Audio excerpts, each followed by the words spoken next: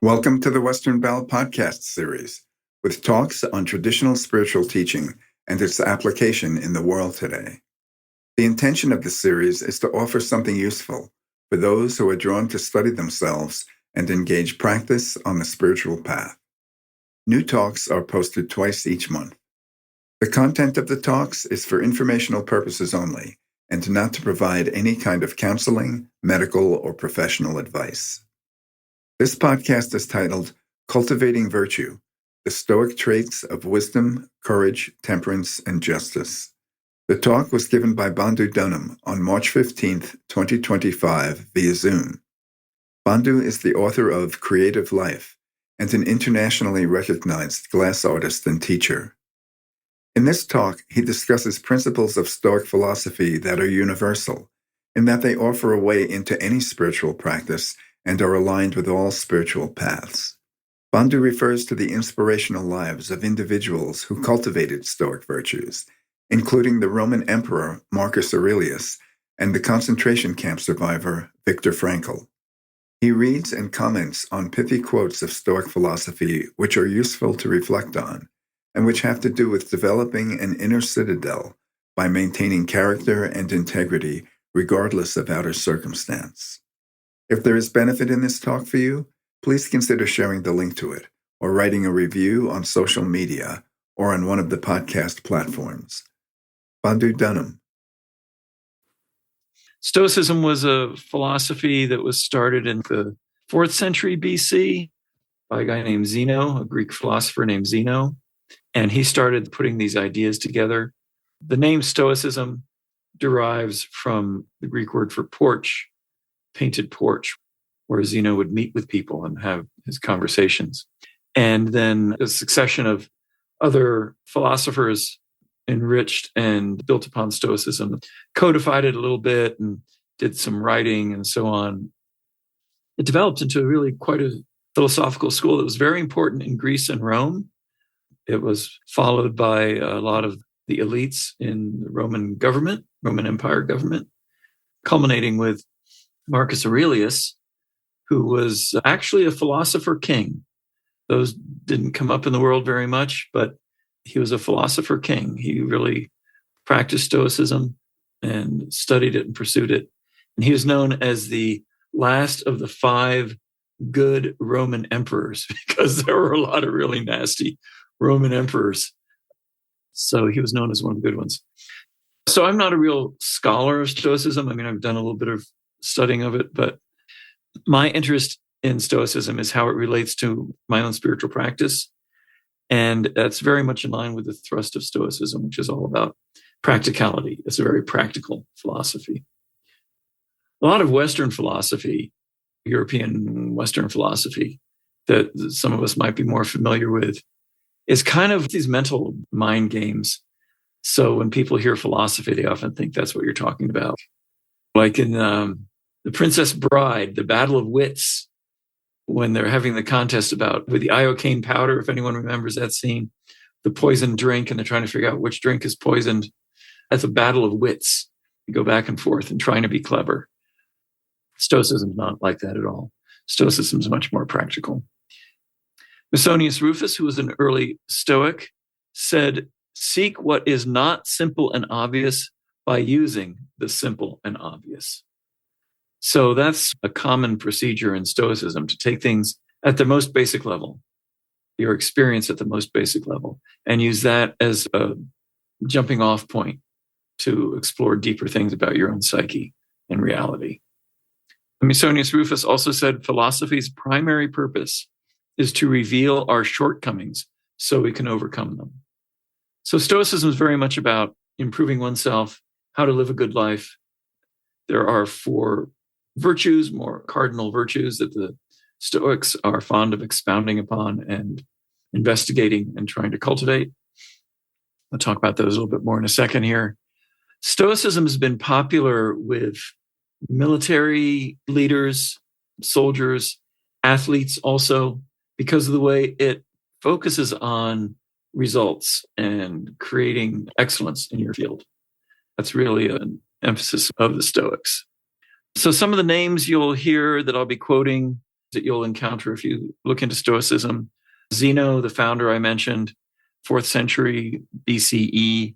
Seneca, who was a playwright and a high-level official in the Roman government. He was actually the tutor of Nero, who was a real piece of work. His tutelage obviously didn't really take very well in Nero. It was kind of a deranged character anyway. But Seneca really had a lot of cool things to say about Stoicism. Epictetus, who was a former slave and got his freedom and then actually opened a school, a more formal school for Stoic philosophy. Musonius Rufus, who I just mentioned earlier. Marcus Aurelius, who was emperor of Rome. At the time, he was the most powerful person in the world, pretty much the leader of the greatest army, had great wealth, but he studied and practiced the philosophy of Stoicism, which is very much about being grounded and down to earth and kind, which is very unusual for someone in that kind of position of power. Also, more recently, Viktor Frankl, a psychiatrist and concentration camp survivor, did a lot to bring Stoicism into the modern world. As I said, Stoicism has also been popular with military figures throughout history. You'll hear of military commanders who have Marcus Aurelius' meditations in their saddlebag as they ride into battle and consult with it to get perspective. Modern interest in Stoicism, it's had this sort of resurgence. There's a lot of websites, and there's a conference, and there's even business enterprises based on Stoicism, promulgating Stoic ideas. Some of the contemporary authors you might encounter if you want to study Stoicism are Ryan Holiday, Donald Robertson, William B. Irvine, Massimo Pigliucci, and Phil Van Truren. So those are people who are active in the contemporary Stoic scene. One of the central tenets of Stoicism is that the universe is orderly and is directed by the logos, which is a little bit hard to define term. There's different translations of it. It actually kind of corresponds to the force, right? It's a lot like the force. So it's a guiding principle of the universe, a connecting energy. It's the rational principle that governs the universe. And in the individual, it shows up as rational thought. In the Bible, when they say the word, in Genesis, it talks about the word, they're actually borrowing the Stoic term logos in that sense. So that's what it relates to. Stoicism is kind of deterministic. It believes a lot of things are planned or already destined, but there is a degree of choice. One of the analogies that the Stoics use is that we are like dogs tied to a cart with a leash, and the cart is going the way it's going. You don't have much control over the way the cart is going, but you have a choice whether you're going to trot along in line with the way the cart is going or whether you're going to be dragged along by your neck. So that relationship to the order of the universe, the Stoics talk a lot about living in harmony with the universe, living in harmony with what nature requires of us, or what nature requires in general, or what our own nature requires. And these are things that we don't create, but we discover, a truth that we need to investigate and discover. Musonius Rufus again, he said, willingly accept the inevitable and you will lead a life in harmony with the universe. So again, that idea that there's a plan, we don't know exactly what it is, but we can live in harmony with it by following some of these Stoic principles. Another really fundamental aspect of Stoicism, which is what I keep coming back to, is the idea of the control test or reasoned choice, as Epictetus called it. The idea is that there are things that are in our control and things that are not in our control. If you're familiar with the serenity prayer that they use, 12-step programs, that's very much straight out of Stoicism. God grant me the courage to change the things I can change, to accept the things I can't change, and the wisdom to know the difference between the two. So basically, the Stoic idea is to know that there are things you can control and things you can't control. The things you can't control shouldn't really concern you. We just have to adapt to those things. The things we can control are our responsibility. Epictetus said, once you know the things that are outside your control, you should be prepared regarding any of those things to say, it's nothing to me. So if something happens that's completely outside your control, the Stoics cultivate a relationship of dispassion towards those things. There's no sense getting upset about them. There's no sense of wishing you could change them, trying to change them, talk about somebody ought to change them. All of that's a waste of energy. The Stoics are very much about conserving energy by focusing on the things that are relevant, meaning the things that you can control. And really the only thing that I can control is my own self, my own mind, my thoughts, my attitudes about things, my interpretations of what's going on around me. And that's actually a lot of power. If you investigate that, that's really as much power as we could possibly have. And it's as much power as we can handle. And it's as much power as you need to live a wholesome and even a happy life, according to the Stoics. Another way of describing this is from the Greek philosopher Bion of Borysthenes. He wasn't a Stoic. Well, he was around the same time as Zeno, so he may have encountered some of Zeno's teachings. He was Greek. He said, we should not try to alter circumstances, but adapt ourselves to them as they really are, just as sailors do. They don't try to change the winds or the sea, but ensure that they are always ready to adapt themselves to conditions. In a flat calm, they use the oars. With a following breeze, they hoist full sail. In a headwind, they shorten sail or heave to. Adapt yourself to circumstances in the same way. So that's what we're called to do from the Stoic perspective. Knowing that difference between what we can control and what we can't control is key to being able to figure out what things we should be putting our attention on and what we need to adapt to and how to adapt. One of the things Stoics talk about is not projecting onto reality, creating interpretations that cloud your view. Then you can't possibly know how to relate to reality if your view is clouded by prejudices and assumptions and misunderstandings of what's in your control. Marcus Aurelius said, you have power over your mind, not outside events. Realize this and you will find strength. This put me in mind of rumination, the process that we go through where we're obsessing about the thoughts we have in our head, considering the things that we want to change, even if we can't change them. So I looked up the definition of rumination. And besides being a digestive process used by cows, I found an illustration of the cow digestive system, which is very interesting. But rumination in the psychological sense, this is from Greg Vanurik. He's a psychotherapist, I guess, online. This is from his website. It says, one common form of overthinking is rumination, in which we engage in involuntary compulsive thinking. We get stuck in negative thought loops and uncomfortable emotions. Rumination tends to involve repetitive thinking about negative past events, problems, or concerns. With rumination, our thoughts can become so overwhelming and excessive that we can't stop them.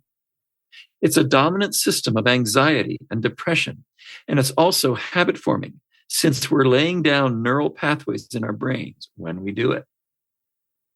So rumination is anti-Stoic behavior. A lot of what the Stoics talk about in terms of controlling your own mind and your thought processes are ways of avoiding the anxiety and depression that are associated with rumination. So that's something just to kind of tuck in the back of your mind, or the front of your mind, maybe even. Stoics talk a lot about character. They talk about ethics. They talk about justice. There was a Greek philosopher who was pre-Stoic who said, character is fate. It's a very famous saying. You might encounter it. There's lots of little posters of that around to put up for inspiration. But character is fate. And the Stoics really expanded upon that idea. Seneca said that you can tell the character of every man when you see how he gives and receives praise. So that's a little test. You can try flattering someone and see how they respond. Certainly in the world today, there are people who expect or want to be flattered. And if you're not flattering them, you're likely to get shot down in some way. So the relationship to being praised is very telling of a person's character. Viktor Frankl said, decisions, not conditions, determine what a man is. Now, one of the things about the Stoics, some of them were really very involved in public affairs or important historical events. Viktor Frankl was a concentration camp survivor. He was in concentration camp. For him to say this carries a lot of weight. Decisions, not conditions, determine what a man is. He often made comments related to this idea that we have a choice. We may not be able to choose the conditions that we're put into, but we have a choice of how to relate to those conditions, how to interpret those conditions, how to conduct ourselves. My character is always under my control. What happens to me, if Nero the emperor decides to have me killed, I may not be able to control that. But I can go to my death with conscious integrity, which is what a number of the Stoics are known for, how they died in relation to the external circumstance, but their character was intact. And that was the ultimate accomplishment of a Stoic. We'll talk about fear of death a little later, too. Another quote from Viktor Frankl. He says, when a man finds that it is his destiny to suffer, his unique opportunity lies in the way he bears his burden. That applies to someone going into a concentration camp, which is a pretty dramatic example. But it also applies to any of us in the circumstances we face. If someone can say that, having been through that experience, I think it behooves us all to consider how it might fit our own lives, circumstances that we think are overwhelming or impossible or completely unfair, something we shouldn't be having to deal with. Well, we might not be able to control those circumstances, but I have a choice of how I relate to that circumstance. Some of the Stoics have sort of a dark sense of humor. Stoicism has a conventional reputation as being dour and humorless and unemotional and cold, but the Stoics, they often had little witticisms. Seneca had a dark wit about him. At one point he said, "Why cry about death? It's nothing special. All of life calls for tears. Our circumstance is just so horrible in this life. Life is a sort of a journey from one crisis to the next. The thing that's important is how am I dealing with the crises that come my way?" So here's a quote from Cato the Younger, who was another well-known Stoic philosopher, talking about character. He said, "When I'm dead, I would rather have people ask why I have no monument than why I do have one." Another quote from Epictetus: "Circumstances don't make a man. They only reveal him to himself." Obviously, ladies, all these things apply equally well to all genders, but these old-fashioned guys, they would talk about man all the time. Stoics would sometimes speak about cultivating gratitude in relationship to life, to what we do have, rather than thinking about the things you wish you had. Wealth, for example, the Stoics talked about wealth in terms of your desire, not in terms of how much money you have. Wealth in Stoicism is about the relationship between what you have and your desire. Wealth is to desire what you have. Poverty is to wish for what you don't have. So people can have a lot of money, and if it's not enough, which is often the case, if it's never enough, then they're in a state of poverty.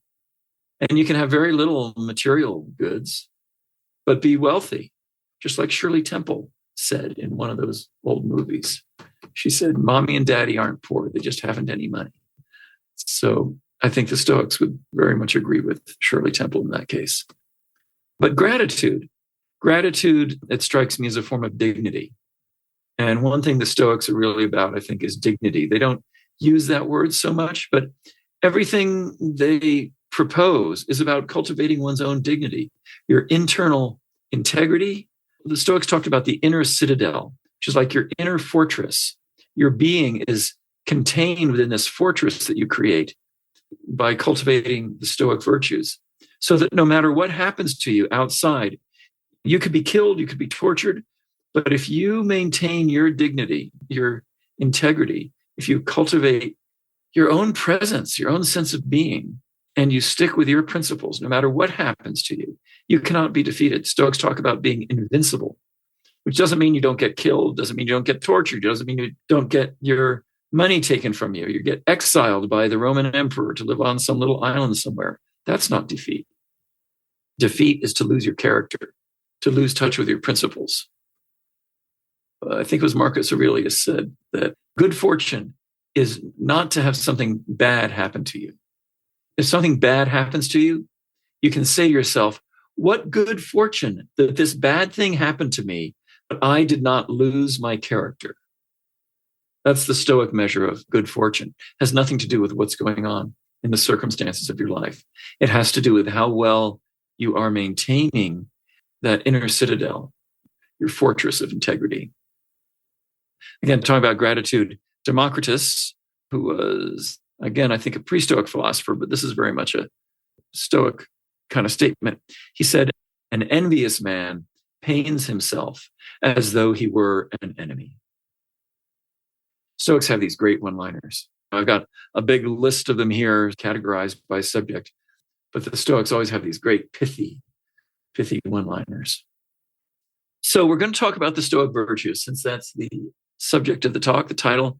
Emerson, Ralph Waldo Emerson, was one of the more recent people who was influenced by Stoicism. And he said, the essence of greatness is the perception that virtue is enough. Again, the Stoic idea of what's real wealth, what's of value in life. So there are 4 cardinal virtues that the Stoics talk about. And they're interrelated, so they overlap, as these things often do. But they are wisdom, courage, temperance, which is self-control, discipline, and justice, your ethics, integrity. So I've got a bunch of these one-liners. We'll go through some of these. We'll just kind of riff on them and see what comes up for us. I think they're all really great. So this philosophy, it was collected into manuscripts and people would share them. Yeah, back in the Greek and Roman times, they'd be carved into wax tablets or written on papyrus scrolls. I don't think they had bound books so much, but they had scrolls and things. And a lot of it was just passed down orally.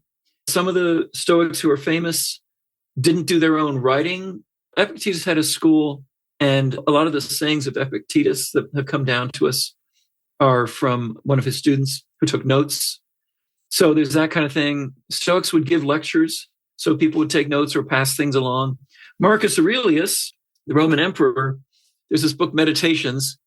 This is the translation that Ryan Holiday recommends. It's very good because it's in plain English.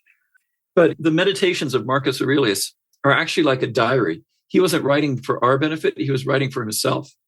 So he was writing notes to himself, these little thoughts, and we'll get into some of his sayings as well. There are also some Stoic philosophers who supposedly wrote a number of books, and none of them survived. And we're only hearing some of their things secondhand from other people who had read books and then made some comment about them, even though we've lost the original. That's how a lot of ancient history is. We're lucky that we got any of it, if you think about it.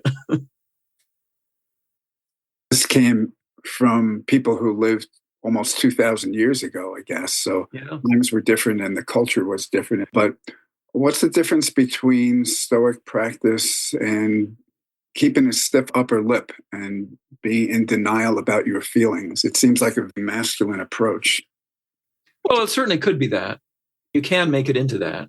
But the Stoics also talk about, like I said, I'm not going to give a complete investigation into Stoicism, but they often talk about having compassion.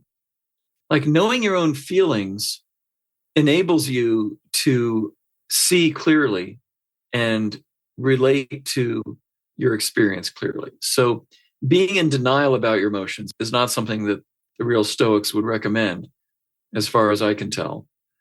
But there is something about being self-contained in the sense of not needing to create drama about things. So there's a thread of accepting reality as it is and really accepting it. So not just intellectually, but emotionally accepting what is. So whatever is in front of you is really what's in front of you. Whatever's going on inside you really is what's going on inside you. And you're not going to get very far if you're in denial about what's going on inside yourself. You might be able to hold things together for a while, but that's not ultimately what Stoic practice is about, from what I could tell. And people practice at different levels, right? You can be in any philosophy or any religion and be in denial. All right, well, let's talk about some virtues. Virtues, yay! Okay, Viktor Frankl again. Viktor Frankl said, life is not a quest for pleasure or for power, but a quest for meaning. That's the title of his famous book, is Man's Search for Meaning, right? So that's a theme that he was very involved in. Another thing Viktor Frankl said is, you don't create your mission in life, you detect it. So wisdom in the Stoic sense, a lot of it's about just not getting swept up in our prejudices, in our assumptions, in our emotional reactions to things. So not to be unemotional, but not to be swept away by our emotional responses, because that leads us into all kinds of error.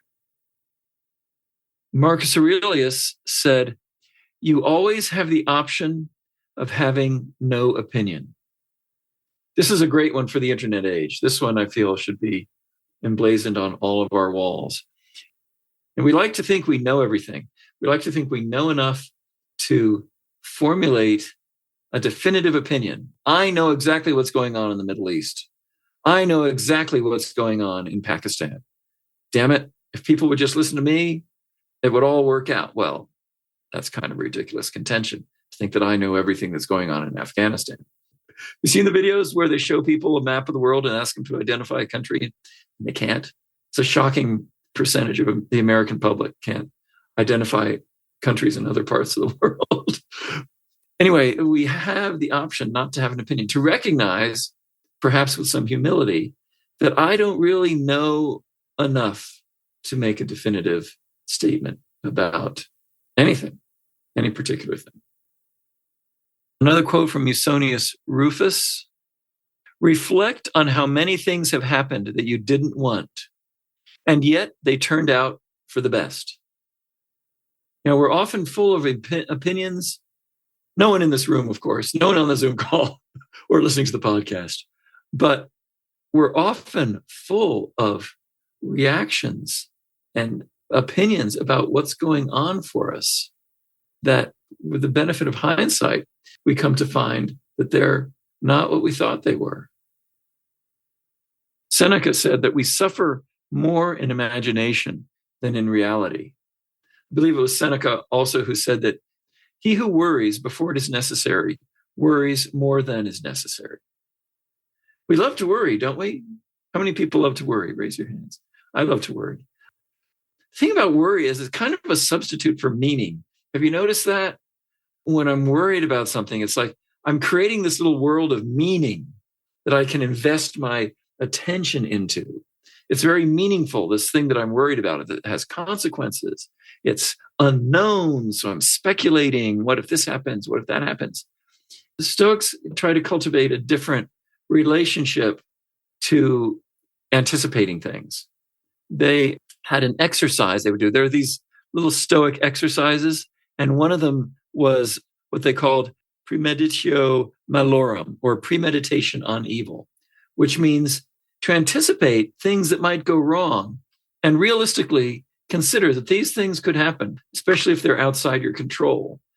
And it's one of the ways that Stoics prepare themselves to be ready to deal with whatever crisis comes along. But it's different than worrying about things, than having an emotional drama about what I'm afraid might happen. Seneca gave this list. Okay, be on a boat, there could be a shipwreck, which were common back then. I could be exiled by the emperor, which happened to a number of people. The emperor could have me killed, order me to kill myself, which some of these emperors did. All these things are within the realm of possibilities.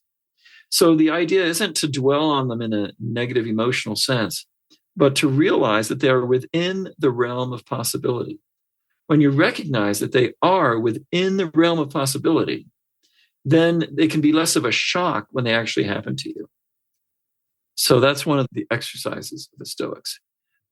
Zeno, the founder of Stoicism, he was actually a merchant before he became a Stoic philosopher. And he was in his father's trade business. I don't remember what they were selling, but his goods were lost in a shipwreck. All of his merchandise was lost at the bottom of the ocean. And he was informed of this. And having already been to some degree a student of philosophy, he said, well, fortune bids me to be a less encumbered philosopher. And that's just a way to relate to things if you can summon that degree of detachment from your material circumstances. And again, Epictetus on this theme here, it's not things that upset us, but our judgments about things. Again, we have the option not to have an opinion or not to be so invested in an opinion that it gets us stirred up to the point where we start making mistakes and losing the integrity of the inner citadel that the Stoics talk about. Seneca again said, "A man is as unhappy as he has convinced himself he is." I mentioned this thing about wealth and poverty. Seneca said, "Being poor is not having too little. It is wanting more." So again, wealth and poverty is about the relationship between our desires or our expectations of what we think we should have and what we actually have. That gap is where our suffering is created. Here's another great Seneca quote. "If a man knows not to which port he sails, no wind is favorable." Meaning, if you don't have a guiding principle, if you're not operating based on guiding principles, things are not going to go in your favor no matter what. But if you have the integrity of your own principles, no matter what happens in your circumstances, you can make it into something of benefit for yourself. If it's a difficult circumstance, it can be useful for your training. We'll talk a little bit when we get into courage and discipline. Marcus Aurelius said that the happiness of your life depends on the quality of your thoughts. Again, this is from his notes that he's written to himself, right? He's the emperor of the Roman Empire, the most powerful man in the known civilization, dealing with all the things that the emperor has to deal with. And he said, the happiness of your life depends on the quality of your thoughts. He was reminding himself. Marcus Aurelius had this other cool statement, this observation. He said that what stands in the way becomes the way. He said that when you're involved in a project, often there'll be roadblocks that come up. There'll be obstacles that come up that seem to be thwarting us. And Marcus had this technique of turning the obstacle upside down, which means you take the obstacle and by changing your perspective on it, you can see it as something that is actually directing you to go in a different direction. The thing that is not working actually shows you what you might need to refine or improve in order to move forward. So obstacles that come up are not a curse. They're actually a blessing when you're being apparently thwarted by a circumstance. It's an opportunity to re-examine your assumptions about what's going on. It's an opportunity to turn things around from another perspective and then continue forward. So that's a very important Stoic principle. Ryan Holiday has a whole book on the obstacle is the way, where he talks about historical figures who encountered obstacles and turned them around and then led them to an even greater success than they thought they were working on. So what stands in the way becomes the way. It's this idea of turning obstacles upside down. So I mentioned Stoic exercises, the one of premeditation on evil. Another one that Marcus Aurelius was fond of is called contemptuous expressions. And this is about shifting your perspective. So Marcus Aurelius, as emperor of Rome, he was one of the few people who would get to wear a purple toga. Purple dye was very rare and expensive in ancient Rome. It's actually made from the shells of a snail or some kind of shellfish, the blood of this snail. Somehow they extract the dye out of it. I don't know how it works. But it was this very rare, exotic, expensive purple dye. And only the super elite in Rome were allowed to wear things with this purple dye. So Marcus Aurelius in his meditation says how important it is to say to oneself, this purple vestment is some sheep's hair moistened in the blood of some shellfish. So to turn things around, it's not like, I am the emperor of Rome and I am wearing this purple robe. Another thing he said in his meditations was, do not allow yourself to become dyed purple, meaning don't let yourself get puffed up because you're the emperor of Rome. Stay grounded. Don't be dyed purple. You're still an ordinary person. So this purple vestment is some sheep's hair, meaning wool, moistened in the blood of some shellfish. When you're having a feast, what you're eating is a dead pig. You're having a dead pig and some grape juice that went bad.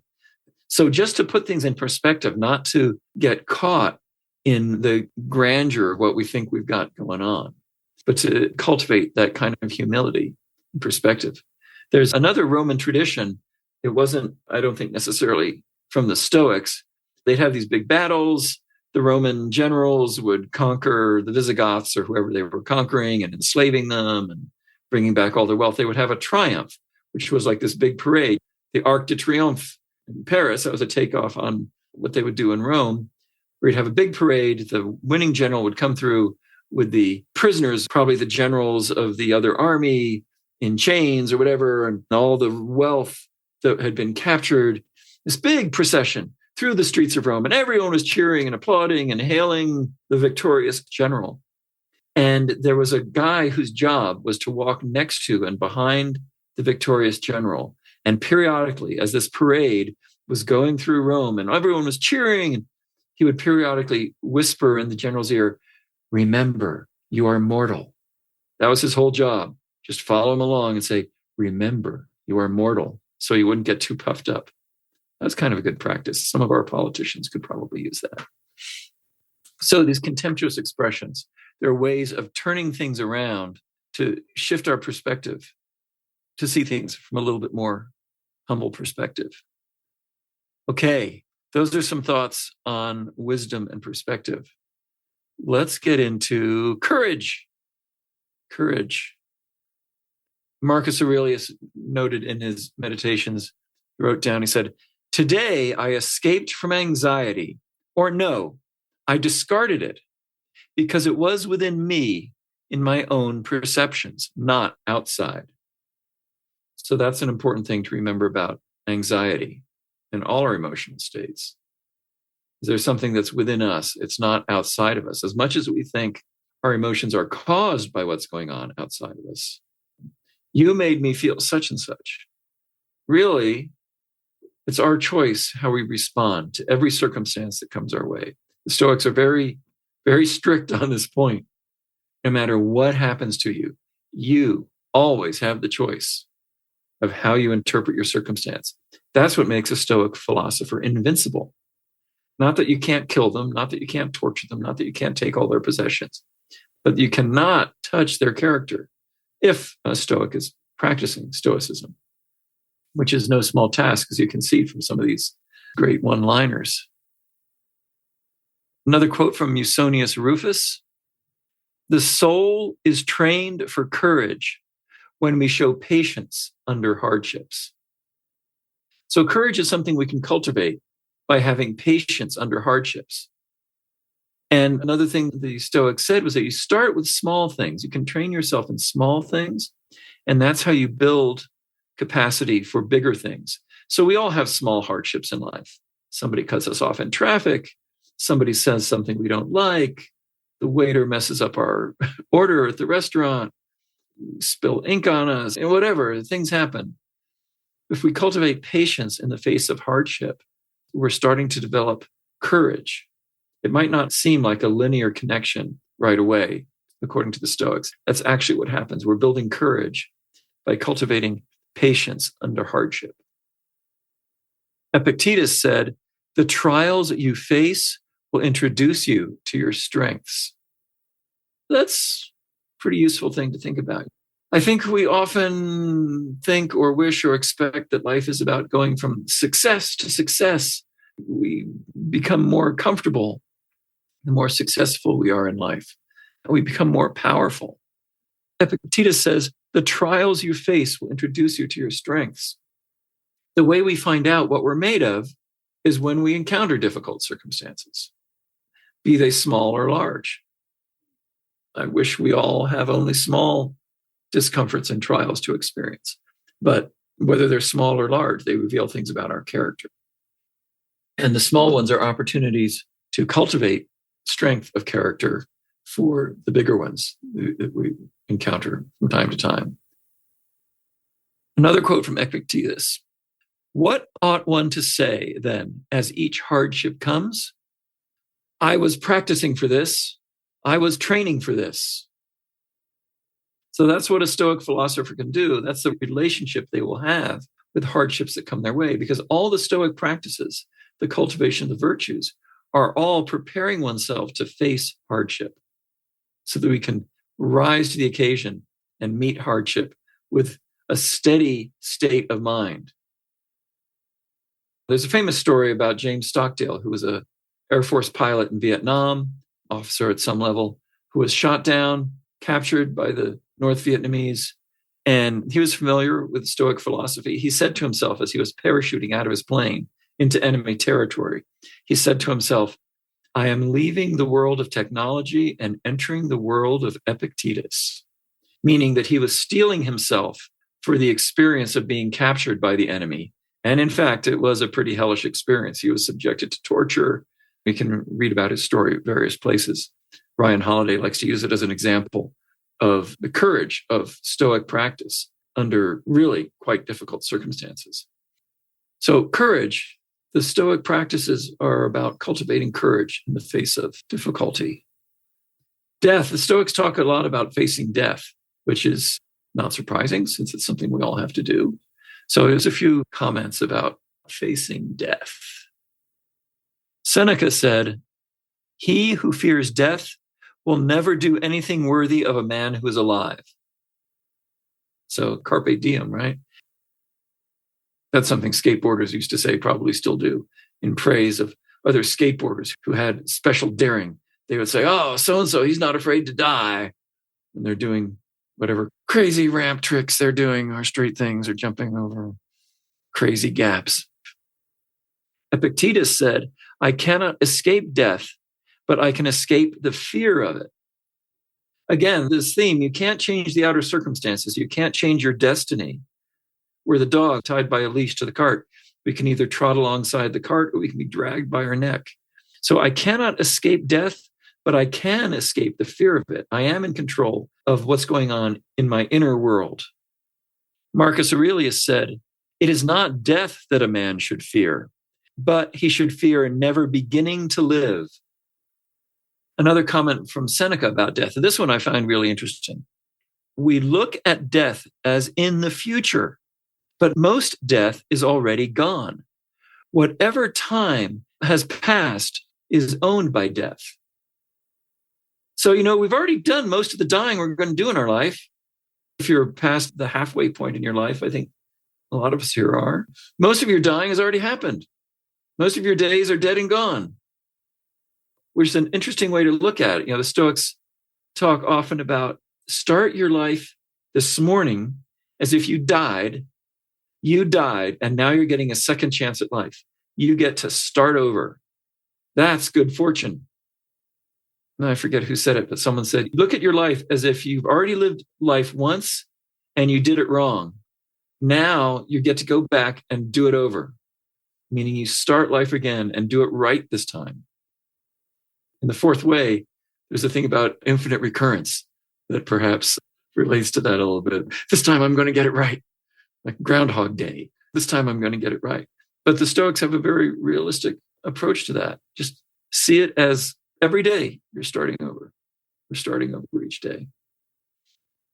Another thing Seneca said is, it's not that we have a short time to live. It's that we waste much of it. And what do we waste our time on? All the drama, all the energy we spend on our emotional internal reactions to things that are useless. Trying to change things in the outer world that we can't change, butting our head against circumstances. The things we get worked up about, trying to change, trying to control other people. All that is wasted energy, wasted time. There's a lot more peace of mind to be had by looking at the things we actually can change, which are in a very limited range, just the things that are within ourselves. And based on that, we can take actions that may in fact impact the outer world. A lot of the ancient Stoics were high-level officials in the Roman Empire. Marcus Aurelius obviously was an emperor. His actions had a lot of impact and power over life and death. But he was acting based on, to the degree that he did, I'm sure he wasn't perfect, clearly, but he was acting on these principles of realizing that you can't really change other people. He would he would write things in meditations. I don't have that one written down, but there is one where he's saying, today, writing to himself, today you are going to encounter people who are surly, who are egotistical, who are self-involved, who are flattering. These people are like this because they don't know the difference between good and evil. You, however, know the difference between good and evil, so you will act with these people with dignity and with compassion, treat them with kindness and patience, with good nature, be kind to them, and that's how you will conduct yourself. He'd write himself these notes to remind things. Or he wrote to himself, so-and-so has really bad breath and smelly armpits. Well, that's how this guy is going to smell. That's really just how it is. So perhaps you can say some things to him gently and kindly that will lead him on a better path. But aside from that, really, there's not much you can do, and that's just the way things are. So imagine the emperor of the Roman Empire telling himself that in relation to people who smell bad. That's a pretty humble perspective. Again, kind of example that modern leaders in our world could probably benefit from the illusions of what we think we can control. Again, on courage, Marcus Aurelius said, now this might not sound like it's about courage, but I put it under this category. He said, we love ourselves more than others, but we value others' opinions more than our own. Now, how's that for an interesting paradox? Others' opinions sway me often more than my own opinion because I'm not in touch with my own center. I'm not residing in my inner citadel. I'm letting my opinions and my actions be swayed by the opinions of people around me. So Marcus Aurelius was putting that out just as a reminder to himself and to us because we get to benefit from his writing. Again, Viktor Frankl, back to this fundamental Stoic theme. Everything can be taken from a man but one thing, to choose attitude in any given set of circumstances. Again, this is from a Holocaust survivor, concentration camp survivor. Wow. In Carlos Castaneda's books, his teacher, Don Juan, said that every bit of knowledge that becomes power has death as its central force. And this line from Viktor Frankl and many of the things he said strike me as an example of that. Everything can be taken from a man but one thing, to choose one's attitude in any given set of circumstances. That's pretty powerful. Very humbling for those of us who haven't been through such circumstances to reflect on that. One more quote from Epictetus, since we were talking about circumstances. Every situation has two handles. Grab it by the one that lifts, not the handle that doesn't lift. For example, he said, if your brother offends you, if you pick up that situation by the offense, it doesn't really serve. You're just dwelling on the offense. But if you pick up that situation by the handle that this is your brother, it gives you a whole different way to relate to the circumstance.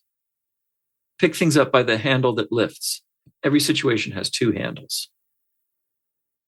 Do you have any idea why Stoicism came to, in the popular imagination, become associated with this posture of grimness and being repressed? Yeah. Well, yeah. The Stoics are known for their ability to endure hardship and suffering without complaining.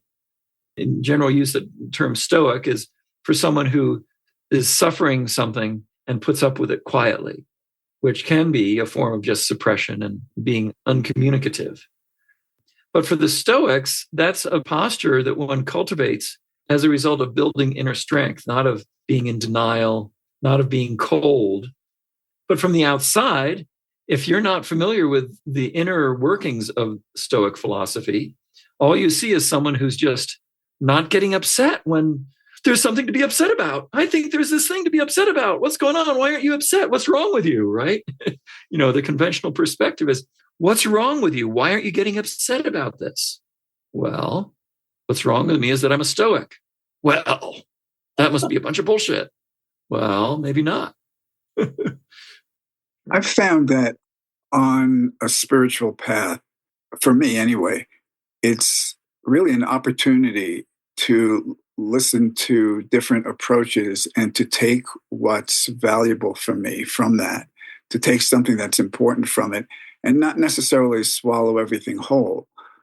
Like the approach of accepting what occurs, even if it's difficult, is really useful.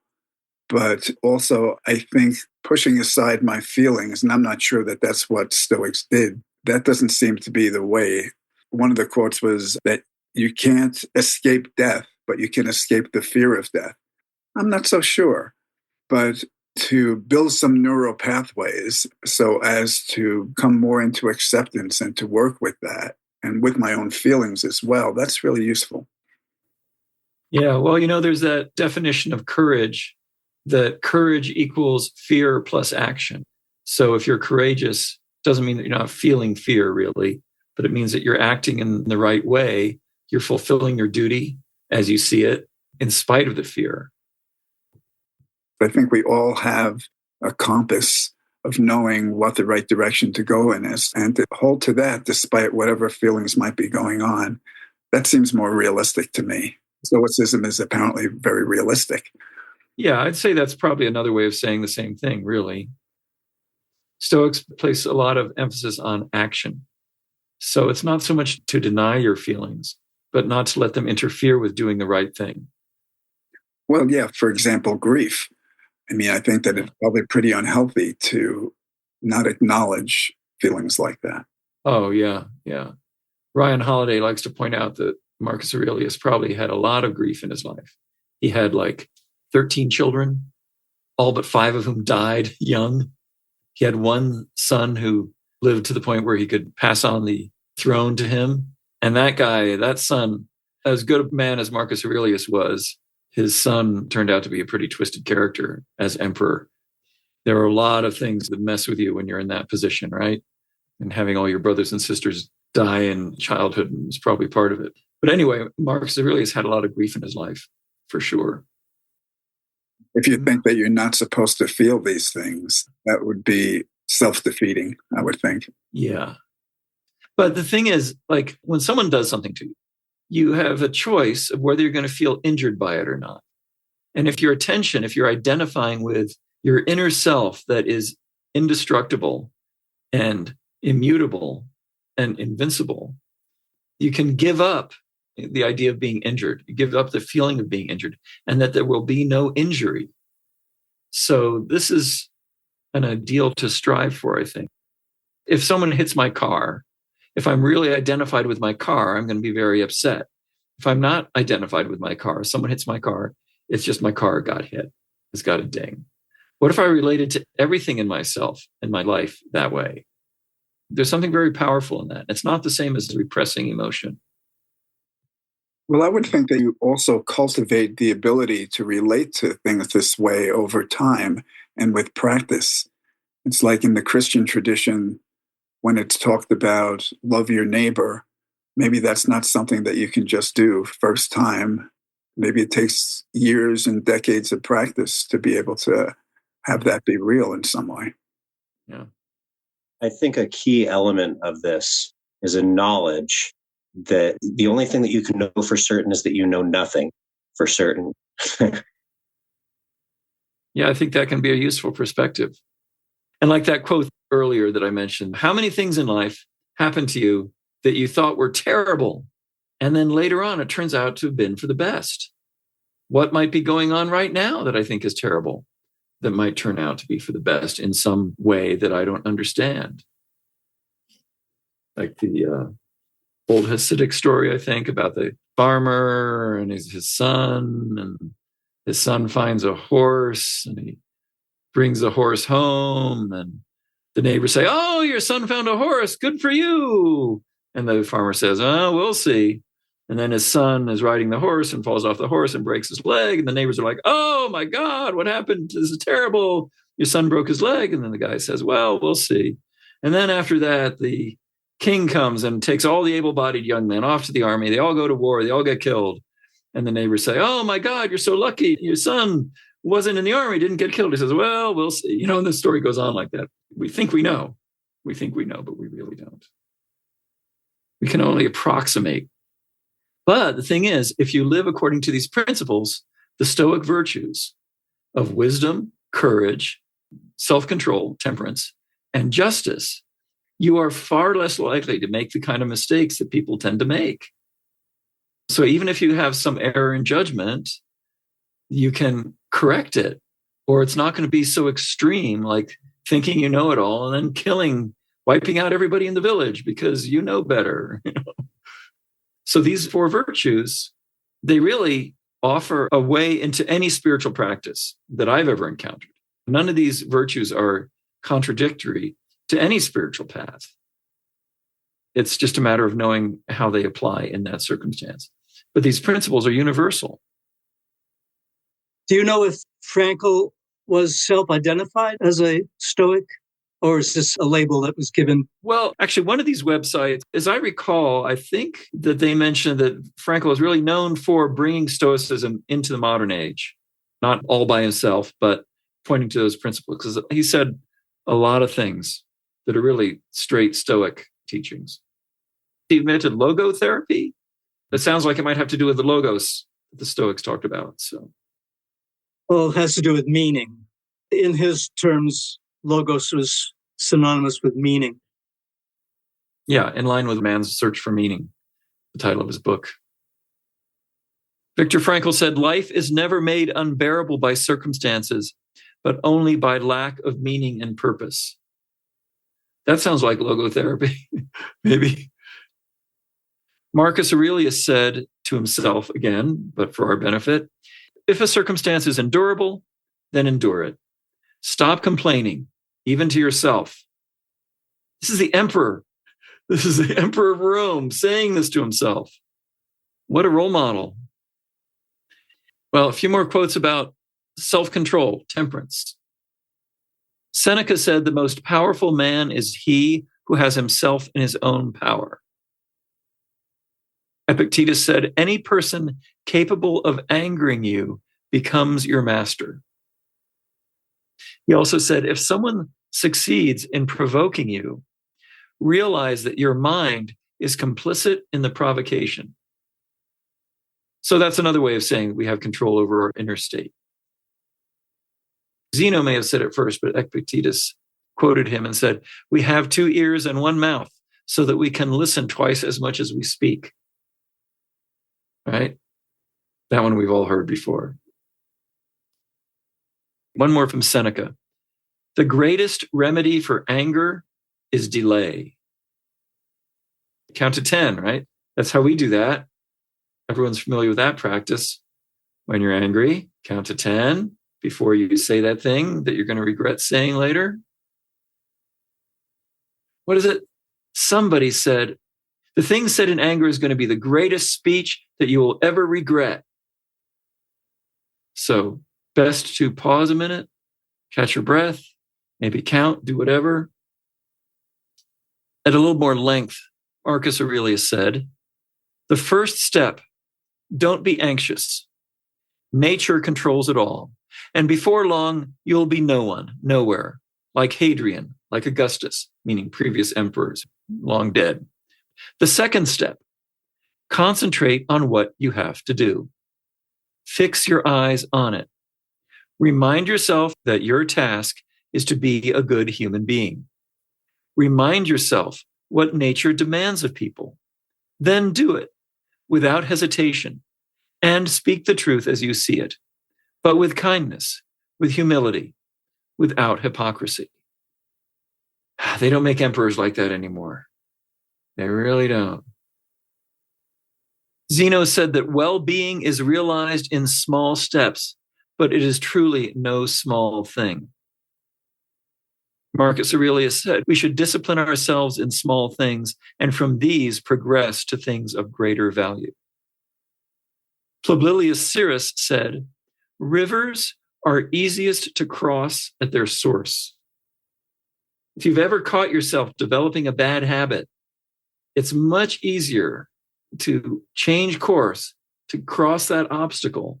If you do it early, you can break that bad habit much easier if you don't delay. Once the habit gets going, once those neural pathways are established, right, it's much harder to break the habit and do the right thing. So rivers are easiest to cross at their source. Epictetus said, if you wish to improve, be content to appear foolish or stupid. Another note on progress from Seneca. He said, how do I know that I'm making progress? Because I have begun to be a friend to myself. Do you happen to know, was Marcus Aurelius loved by the people? Yeah, my understanding is that he was a popular emperor, especially to the people who knew him well. As I've gotten older, I've become more interested in history. I was listening to an audiobook. It's actually a series of lectures on Roman history. It went through the whole birth of the Roman Republic and then becomes an empire, the whole thing. There is so much intrigue going on. Most of the emperors, their reign ended because they were killed by their guards. Caligula was killed by his guards. Thank God. Who knows how much worse it would have gotten. A lot of these emperors, they did not die on the throne. Marcus Aurelius did. There was a plague going around. 19 years there was a plague, and it finally got him when he was 58 years old, when he was out on some military campaign. My understanding is that he was well loved. But Rome was horrible. We think back on Rome as being very civilized, and yes, it was. But, those Roman baths, the aqueducts, they bring the water into the great Roman baths. They didn't necessarily change the water in the Roman baths very frequently. So, some of these guys, they talk about the gray water in the baths. Yeah, we won't even go into the gladiatorial games. The School of Life, which is one of my favorite websites. They have really interesting articles on all kinds of things. They have one on Stoicism that's a nice summary of Stoic philosophy. Yeah, and if you're interested in Stoicism, there's a lot of material out there. If you just go on the internet and Google Stoicism, and on YouTube, there's videos from Stoic Simple and also the Daily Stoic. Great stuff. Great stuff.